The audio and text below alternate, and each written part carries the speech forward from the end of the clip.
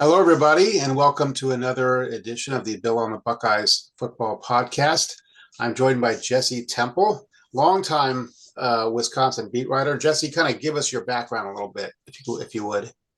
Sure. So I've covered the Badgers for 14 years now. I arrived in Madison in the middle of the 2011 season when Russell Wilson and Monte Ball were guiding the offense to new heights. So I like to think I've seen a lot here. Haven't seen Wisconsin beat Ohio State since that last happened in 2010. But this is, I work for now for Badger Connect. This is the fifth media outlet that I've worked for.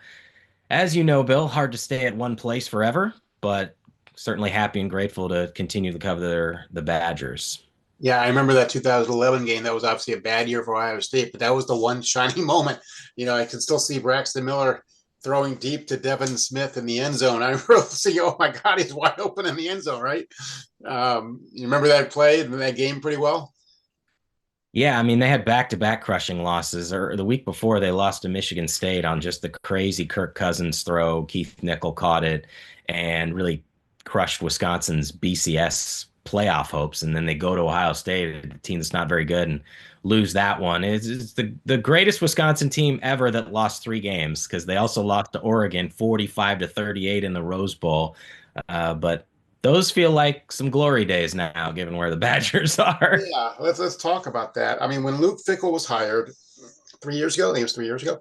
Um, Everyone thought this is about as safe a hire as you're going to make, right? I mean, you're getting a guy who had proven it as a coach at UC, at Cincinnati, took the Bearcats to the playoff, the only non-power conference team to ever make the 14 playoff.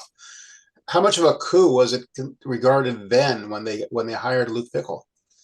At the time, it was lauded. It was like, wow, I can't believe Wisconsin pulled this off because the year before, Luke Fickell was the hottest name in coaching, and he didn't pursue other job opportunities because he was leading a team to the college football playoff, which is understandable. Now, they bypassed Jim Leonard, who was a beloved Badger. He was the interim coach after Paul Crisp was fired. But I think at the time you could say, well, they picked the guy who had 7 years of head coaching experience over a guy who had 7 games of head coaching experience. And so Luke has done it at Cincinnati, a program that doesn't have the resources that Wisconsin does.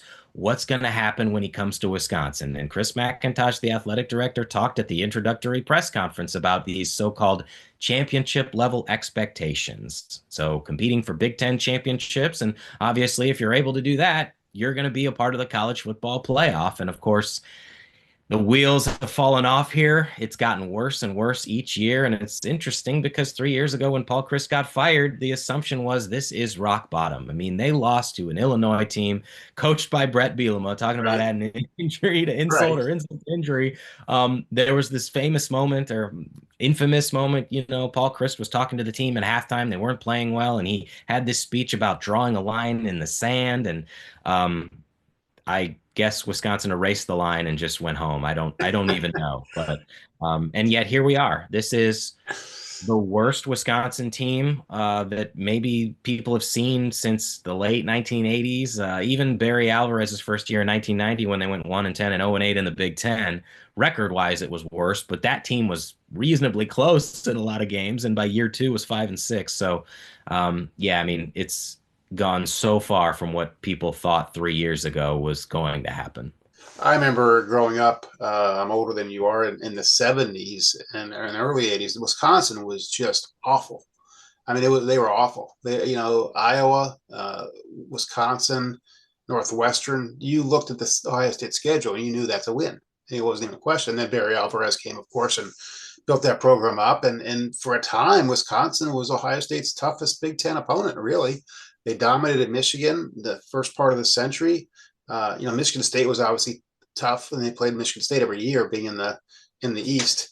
But Wisconsin, what you knew what you're getting. You were getting a power run game, the game manager quarterback, and a stout defense that just didn't make mistakes. And I didn't see the Iowa games. Obviously, I was covering Ohio State, but I guess that was dreadful. But how bad was last week's game?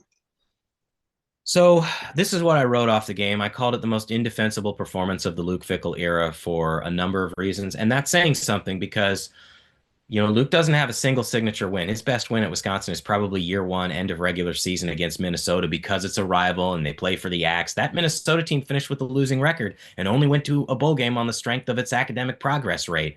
On the flip side, Wisconsin has what now I would consider to be 9 embarrassing losses under Fickell, games where it just was not competitive. And you're like, I can't even believe I'm watching this. The Iowa game is at the top of that list. Here's why. They spent the entire offseason focusing on what happened a year ago against Iowa when Wisconsin went to Iowa City and lost 42-10. Iowa ran for 329 yards. It's the most rushing yards a Wisconsin team had given up in 13 years since that Rose Bowl that Wisconsin played in the 2011 season. And so Luke and the staff said, we have to remake our defensive front. We're wearing down. Now, that Iowa loss was part of a 5-game losing streak to close the season last year, and there were other embarrassing losses, including to Nebraska and Minnesota. They played Penn State and Oregon close, but the Iowa game was really the impetus for these offseason changes. Okay, we need to bulk up, have to get bigger and stronger, can't wear down, need more depth. And then the strength and conditioning coach here, Brady Collins, and the rest of the staff use the number 42 as motivation all offseason for the 42 points that Wisconsin surrendered. So they were doing like 42 push-ups after workouts and spring practices. Brady would have them do in workouts like a barbell row, like a 4-second hold here, a 2-second hold here. And the entire idea was, I want them to be sick of it, but I want them to understand the meaning behind this. And the idea, of course, is so when they play Iowa again, that is not what's going to happen. And it's exactly what happened. Now, Iowa didn't run for 329 yards, but they ran for 200 plus yards and averaged 5.8 yards per carry with 4 rushing touchdowns. The other problem is this is the worst offense I've ever seen. They started what at the start of the season was their third string quarterback in Hunter Simmons because Billy Edwards Jr., their number one, has been hurt. Danny O'Neal was kind of banged up, but has also been ineffective. And Simmons had 3 turnovers, and it was 17-0 Iowa with 90 seconds left in the first quarter. They were down 23-0 at the half.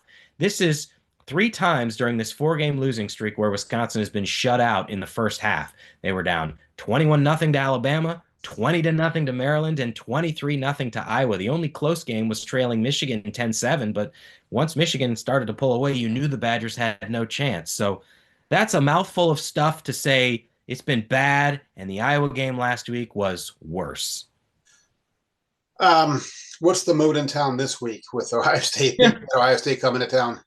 I mean, I think it's just don't get embarrassed. Look, we're at a point now where it's how much time does Luke Fickell have left, I think is the feeling. Right. And that's not like me saying it. It's go look at anybody who's paying attention to college football when you're talking about hot seats. Luke Fickell's name is at the top. And again, I've said this before, we have to live in reality and not live in a vacuum and pretend this doesn't exist. James Franklin just got fired last weekend, and he had a whole heck of a lot more success than Fickell's ever had at Wisconsin. I realized Franklin's record against top 10 teams was terrible, and he had 2 horrible losses against teams that were 20-plus point underdogs against UCLA and Northwestern. But 3 weeks ago, they were about to play Oregon. That game went to overtime. Penn State was undefeated, and they went to the playoff a year ago. So all that is to say, Luke hasn't had any success here, and you have to realize that if this continues, there's one path, and it almost feels inevitable. So the mood here is, I mean, Ohio State's number 1 in the country. They have the number 1 scoring defense in the country. Wisconsin is the worst scoring offense among Power 4 teams. There's only a handful of Group of 5 teams that are worse. And Wisconsin has 20 total points in 3 Big Ten games. There isn't a single advantage that the Badgers have in this matchup. And so, to me, the bar is so low, it's can they get to halftime and still be within striking distance to give fans reason for optimism. How's that, Bill? How's that for the Pulse in Madison? So you're saying there's no chance? I'm saying this wouldn't be the biggest win in program history they've had. That would be disrespectful to the consequential wins they've had. Right. This would be the most unexpected win because the Badgers are, depending on whatever site you use, 25.5-point underdogs. It's absolutely massive. And Wisconsin has given us no reason to believe that they can hang with the number 1 team in the country. How has Luke Fickell handled all this? I mean, I'm not there behind the scenes. Certainly his demeanor after the Iowa loss in particular was just a guy with no answers. I've felt this since last year. I understand our job as reporters is to ask him the questions in the immediate moments after whatever may happen, which generally has been a crushing loss. But he just doesn't have any answers. But if he had any answers, things would be different. And he said a bunch of different things. There are certain themes he's reiterated about how he knows Wisconsin has a mountain to climb. And he's used these terms like competitive spirit and competitive toughness. And after the Alabama loss last month, he said that he was looking for he was trying to be positive because he knew how challenging it was going to be. I can understand where he's coming from. I just think at a certain point, the things that he's saying ultimately ring hollow because it doesn't matter what you say when the results continue to be the same.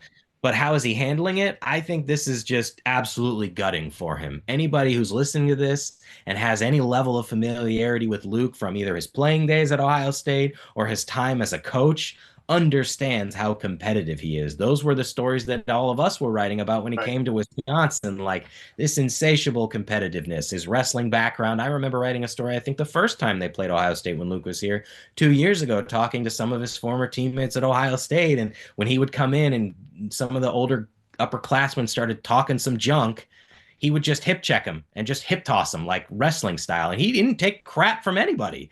And obviously, he had a lot of success at Cincinnati and thought he was going to come here and replicate it immediately. He even talked to me in the offseason about, he used two words. He said that they were delusional, was one of the words that he used. Now, some of that was the players, but also just this arrogance. And he said he included himself in that he thought that this was kind of going to happen. So I'm sure there's a lot of sleepless nights, and I'm sure he's got to face reality and realize that if things don't get better, he's going to lose his job because that's what he talked about on Monday. You know, he's at the point where he's getting asked questions about his job security and about his message to fans, and that's because that's the reality of the situation.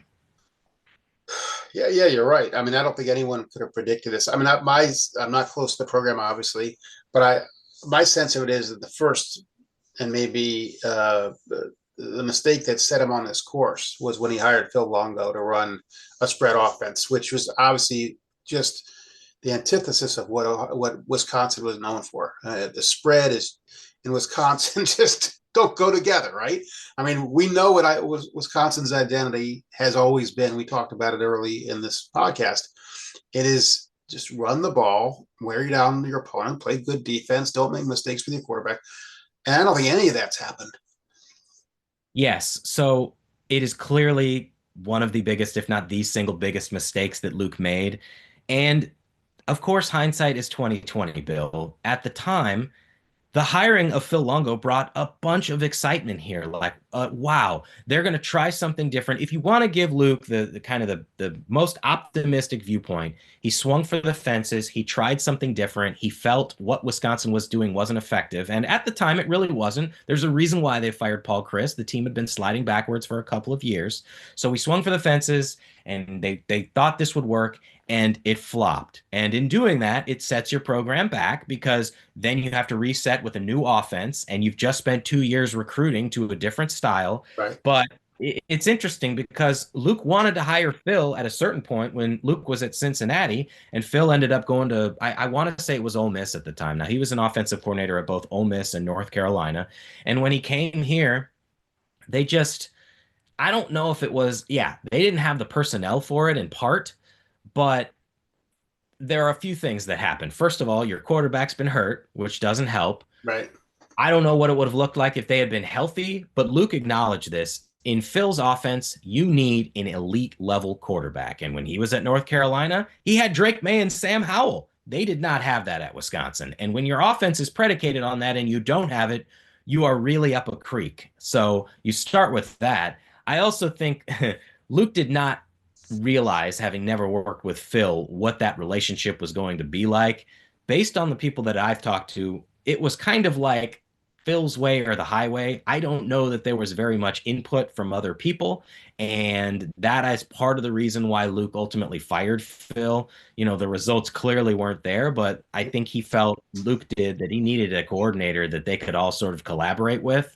And I suppose you could say it'd be okay if it was Phil's way, if things were working, and it just did not. So, yes, they hired Jeff Grimes this offseason from Kansas to implement more of this tough, physical offensive line play, but none of that's materialized either. I mean, their run game is atrocious. They've had a lot of different offensive line combinations and injuries, But even when they've gotten guys in there that are veterans, it hasn't looked very good. Um, let's talk about the team a little bit. Is there a strength to this team? Is there anything they do well? I would have said a few games in that it's the run defense. That was the big emphasis all offseason. Yeah, the Iowa game was a part of it. They were not good against the run. And it's fascinating to watch all this because for so long it was one of the best defenses, if not the best defense in the country. Jim Leonard had a lot to do with that. Like this feels like 40 years ago, but 4 years ago, they set a program record for fewest rushing yards allowed per game. They were number one in the country. And it just it's not been great. It's been better. But the problem here is in some of these games, like Maryland, like Alabama, maybe they weren't really effectively running the ball, but then they just decided we don't have to because we'll throw it out to our skill position players. And Alabama had a massive game through the air, and Maryland's freshman quarterback had a ton of success. And so it's hard for me to say they're have something to lean on or what their strength is because this defense is not good enough to help Wisconsin hang around if the Badgers are unable to score. I could definitively say that about a whole bunch of different Wisconsin defenses in years past. And I just, Christian Allegro, who's one of their starting linebackers, when I was talking to him after the Iowa game, and I said, essentially, what is wrong? What is going on? I know Yeah. that has a lot of answers. And he said, we have no identity. I mean, when one of your starting Right. defensive is saying that, it's like, holy crap. On the other side of the ball, again, Wisconsin's never, other than Russell Wilson, who was a transfer, they've never had a dynamic quarterback, a guy that defensive coordinators go, okay, how do we handle this guy? It's always been don't make mistakes, just, that stuff.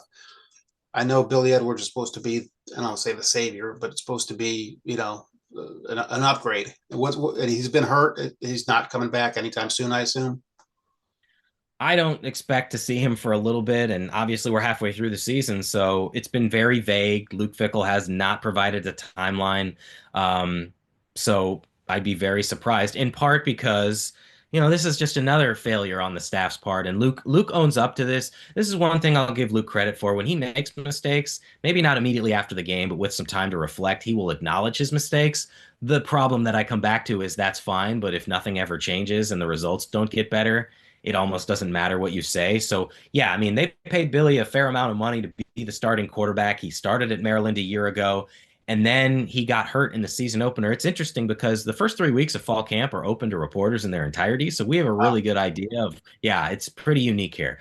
There was a day where someone accidentally ran into his knee and he had to leave, and he ended up wearing this bulky brace the rest of practice. And I don't know whether that contributed to what happened in week one, but I wouldn't be surprised if it did. He handed the ball off on the third series and just, I don't know if it was a turf monster or what. He wasn't touched and he went down. And then he came back for the Maryland game. Maryland was the team that he played for a year ago. Right. And I'll go back to one of the things that Luke, I think, just didn't do well or in handling this. He's talked all along about trying to save players from themselves, and it's up to us to save them from themselves. And they didn't do that because Billy started that game. And on the second series, the very first time he had to be mobile and escape the pocket, he re injured the knee, and we haven't seen him since. So, all that is to say, it's just another element of what this disaster has been.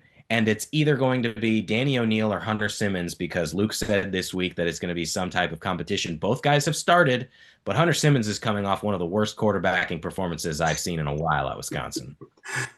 Oh boy. And there's no Monty Ball, there's no Melvin Gordon, there's no, name your stud running back from Wisconsin. Is it more that the line is not open to holes or the running backs are just not up to that level? I give so Dylan Jones has been their starter this year. He's a redshirt freshman. I give him credit for running hard. I mean, that Iowa game, it was out of hand, and even in the second half, he was running his butt off. Statistically, the numbers haven't been there, and it's hard for me to know how much of is it on these young running backs. They recruited really well, at least on paper. Dylan Jones and Darian Dupree were two four-star running backs in the 2024 class, and they were kind of going to be the 1-2 tandem, the yin and the yang.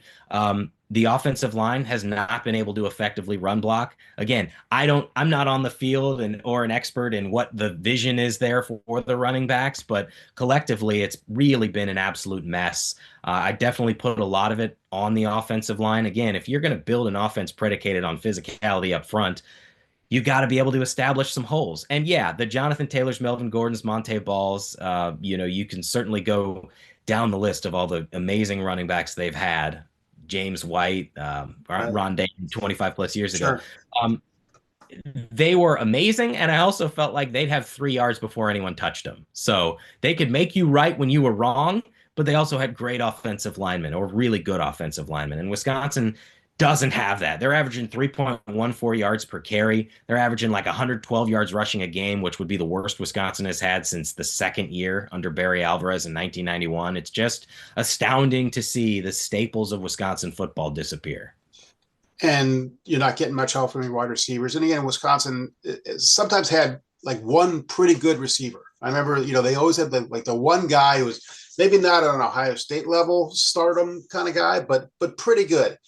Well, one of the Badgers receivers is Jaden Ballard, former Buckeye, and has not taken over the world, has he? I think that kind of tells you where Wisconsin is at, right? Jaden Ballard was at Ohio State for 4 years Yep. and he caught 11 passes. Now, granted, Ohio State generally has the Right. best wide receiver room in the country or one of them. And so it's understandable that it's going to be difficult to play. But when you go from not even being in a position to contribute to all of a sudden you're a starter, I think that tells you about some of the talent disparity at a key position. I will give credit on the other side of the ball. Vinny Anthony the second, I think he's been really good. He had a great year a year ago, at least by Wisconsin wide receiver standards. A couple weeks ago, I don't know, it wasn't quite a 100-yard game, but he had a really good game. It's just the consistency or lack thereof. And like, Yeah. I don't think you can dial up a deep shot knowing that you're going to get a 50-yard hit from Vinny Anthony. And some of that may have to do from the quarterback and the lack of protection, because we should also acknowledge that. I mentioned Danny O'Neal, one of the reasons he wasn't playing. He took 13 sacks. He's already taken 13 sacks. A year ago, Wisconsin's offensive line maybe didn't get the credit that it I won't say deserved because it's not like it was great, but they Right. at least pass protected reasonably well. They gave up 13 sacks all season. So you've got a backup quarterback and a handful of snaps who's already taken 13 snaps. There's just a whole heck of a lot of issues, obviously, Yeah. right now in Wisconsin. Julian Saint's been sacked twice this I year. mean, Danny O'Neal was sacked 6 times in one game. Um, Ohio State fans, I think there's an element to knowing the history of Wisconsin and the tough games that Ohio State's had. I remember, what was it, 2019, Ohio State had not been challenged really all year, and they get the Big Ten championship game, and Wisconsin's up 21-7 at half. So I think that Ohio State stormed back to win that game, but I think there's always in the back of Ohio State fans' mind, well, Wisconsin's a tough team, and we've had trouble with them before, but from everything that I've seen, everything you're saying, that Ohio State fans don't have a lot to worry about this week. I'd be very surprised. And again, if I knew definitively, I'd be a millionaire and I'd go to Vegas, right? But all we can do is talk about what we've seen Right. and therefore what we expect to happen. And Wisconsin has given us no reason to have any optimism. They've lost 8 consecutive games to Big Ten opponents and 9 consecutive games to Power Four opponents. It's astounding. And yeah, Wisconsin, they have played Ohio State tough the vast majority of the time. If you want to have the starting point of 2011, because Wisconsin hasn't beaten Ohio State in 15 years, Right. but you also kind of knew what to expect from Wisconsin. They were going to be tough, smash mouth. They were going to have an identity, and you had to fight for that victory. And none of the games, I will say this, when Ohio State has come to Madison since that time, none of the games have been blowouts. I mean, a few of them have gone Right. to overtime. Right. So there is that. I know where Wisconsin has gone to Columbus and gotten housed. 2019, for example, before that Big Ten Right. championship game, it did not go well. And 2022 was such a low moment for the program. I can remember that Wisconsin just brought out its 3 captains to talk to reporters, and they just represented the whole team. And then a week later, they got destroyed by Illinois, and Paul Chryst got fired. But you're right. They played them very well in the Big Ten championship game, and they've played them well in Madison. I just think there are so many struggles right now. And I also am curious to see what the crowd looks like in Madison, because that's a factor too. The fan base, the last thing you want is to go from anger to apathy. And it Right. kind of feels like that's where it's starting to go. There is booing, there are fire Fickell chants in the stands. I don't even know how many people are going to show up. So, yeah, there's clearly a lot going on. I saw one game where basically the crowd just deserted after the jump around. Right. It was they That would be hung around last for week. that. Yeah. Okay. Yeah, I said it's funny. Wisconsin wore these throwback uniforms, and that was obviously planned before the season started. And they were uniforms that were meant to reflect the like 1980s teams. And I said it was a fitting tribute. The bleachers were to those teams, especially in the late 80s, because there was nobody there except the black and gold clad Iowa fans by the end. Wow. Wow. Um, yeah. Well, this is not the game that you and I and most people expected this to be. Again, you never know until they play the game. Football is a funny sport that way, but Ohio State doesn't lose games like this. Ryan Day has not lost to an unranked team in his tenure, except for last year's Michigan loss, and that Michigan game is obviously all kind of a different beast. So these are not the kind of games that Ohio State even struggles to win. They just take care of business. So I would expect, as I'm sure you would expect, for that to happen this week. Yeah, my prediction is 38-7 Ohio State, and I almost feel like that's being slightly generous to Wisconsin. I think Ohio State will cover the spread if you're into that sort of thing. I know that Ohio State went on the road to Washington, and Washington is a better football team than Wisconsin, and it was close for a while. Yeah. Ultimately, Ohio State won that, what, 24-6? Yep. I don't see how Wisconsin scores any points. It has to. You need tremendous luck. You need Ohio State to sleepwalk into this game. And I just don't think that's going to happen. Okay. Well, Jesse, is there anything else that you would want to share about the Badgers or Luke Fickell or anything else before we let you go? I think we've pretty well covered it. There's obviously a lot of negativity here, but that's because the product on the field has warranted it. Well, thank you to Jesse Temple, Director of Content, I think is your title, right, at Badger Connect. Um, Correct. where can people find you on X or whatever social media you would like to share?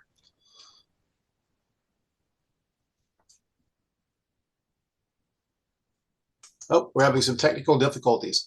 Well, Jesse just froze on the screen. There he is. You back? Yeah, I can sort of hear you. You can always cut that if you want. Okay, that's fine. Yeah. Yeah, I just said, how would you like to share any more information? Where people can find you and read you.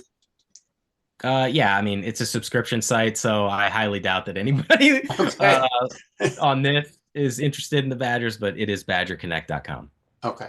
Well, thank you, Jesse, so much. Appreciate you talking with me, and I'll see you Saturday. Thanks, Bill. All right. Thank you.